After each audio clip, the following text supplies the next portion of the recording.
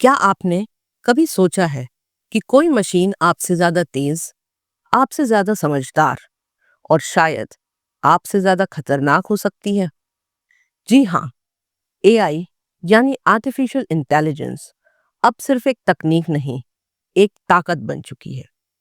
और ये बात किसी आम इंसान ने नहीं, एआई के गॉडफादर जेफरी हिंटन ने एक इंटरव्यू में खुद कही है। नमस्कार दोस्तों। जेफरी हिंटन से जब ये सवाल पूछा गया कि एआई क्यों ज्यादा स्मार्ट है, तो हिंटन कहते हैं एआई इंसानों से ज्यादा स्मार्ट इसलिए है क्योंकि ये डिजिटल है।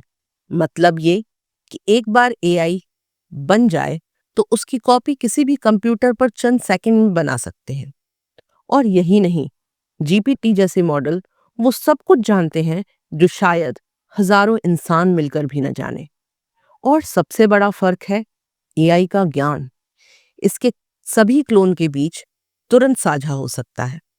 इंसान ऐसा नहीं कर सकते। इसलिए हिंटन कहते हैं एआई अमर है और सीखने में बिजली से भी तेज है।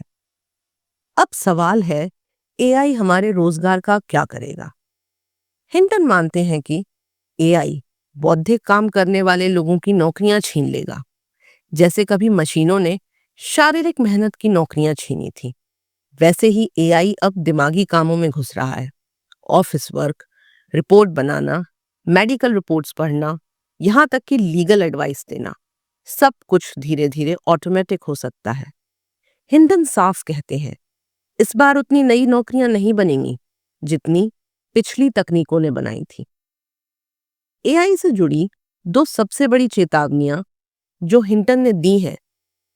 पहली चेतावनी है इंसानों द्वारा एआई का गलत इस्तेमाल।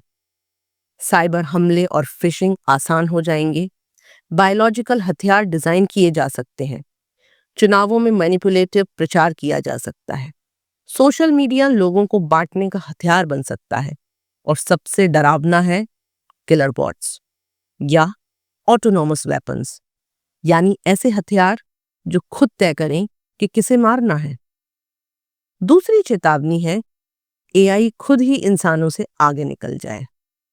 हिंटन की सबसे बड़ी चिंता यह है कि एक दिन एआई खुद तय कर सकता है इंसानों की जरूरत अब नहीं है, और तब क्या होगा?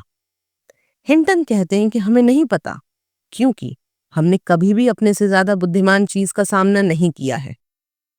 जब ये पूछा गया कि क्या एआई को भी चेतना या भावनाएं हो सकती हैं, तो इसके जवाब में हिंटन कहते हैं अगर चेतना का मतलब अपने ही विचारों के बारे में सोचने की क्षमता है, तो हाँ, मशीनें भी चेतनाशील हो सकती हैं।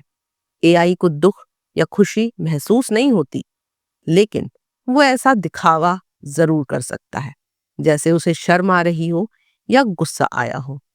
मतलब एआई भावनाओं की नकल कर सकता है, और वो भी इतनी बारीकी से कि इंसान धोखा खा जाए।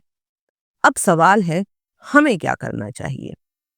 हिंटन की सलाह है एआई को इंसानी शारीरिक कौशल में बराबरी करने में अभी बहुत समय लगेगा। इसलिए वो कहते हैं प्लम्बर बनो। जी हाँ, प्लम्बर, इलेक्ट्रीशियन या कोई ऐसा काम करो जो एआई आपसे जल्दी नहीं छीन सके।